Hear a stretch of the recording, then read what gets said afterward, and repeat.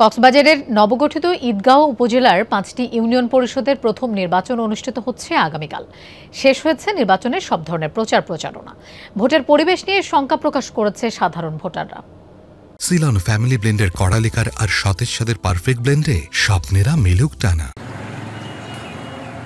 শেষ হয়েছে ভোটারদের দাঁড়ে দাঁড়ে গিয়ে প্রচারণার সময়। এবার ভোট উৎসবের অপেক্ষায় প্রথম উপজেলা হিসেবে স্বীকৃতি পাওয়া কক্সবাজারের ঈদগাঁওয়ের ভোটাররা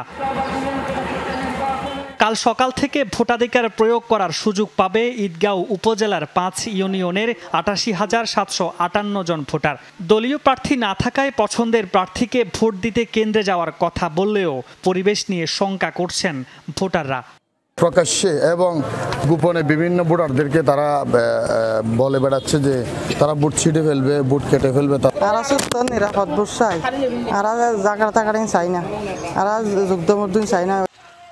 এ নির্বাচনে শেষ পর্যন্ত মাঠ চষে বেরিয়েছেন বিএনপি ও জামাত ইসলামের সমর্থিত দুই প্রার্থী। এক পর্যায়ে দলের সিদ্ধান্ত অমান্য করায় দল থেকে বহিষ্কার করা হয় বিএনপির ওই প্রার্থীকে। দলের এমন সিদ্ধান্তে চিন্তিত নয়, বরং জয়ের ব্যাপারে আশাবাদী তিনি।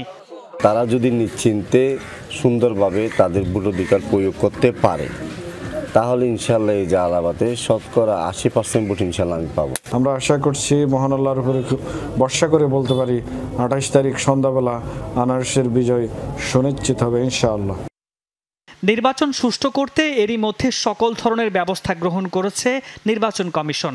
মাঠে থাকবে আইন শৃঙ্খলা রক্ষাকারী বাহিনী বিপুল সদস্য।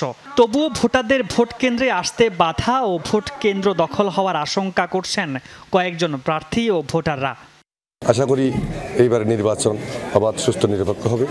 কোথাও বিশৃঙ্খলা হতে দেবে না। আমার সরকার সবসময় বদ্ধপরিকর ছিল অবাধ, সুষ্ঠু নির্বাচনের পক্ষে। কোনো বিশৃঙ্খলা ছাড়াই শান্তিপূর্ণভাবে যাতে আমরা ভোট প্রদান করতে পারি, এই ব্যবস্থাটুকু করার জন্য সরকারের প্রতি আমি আকুল আবেদন জানাই। ঈদগাঁও ৫ ইউনিয়নের ৪৫ ওয়ার্ডে ভোট কেন্দ্র রয়েছে ৪৭টি, যেখানে মোট পুরুষ ভোটার ৪৮,২৪৬ ও মহিলা ভোটার ৪০,২১২ জন। মামুন রশিদ, যমুনা নিউজ।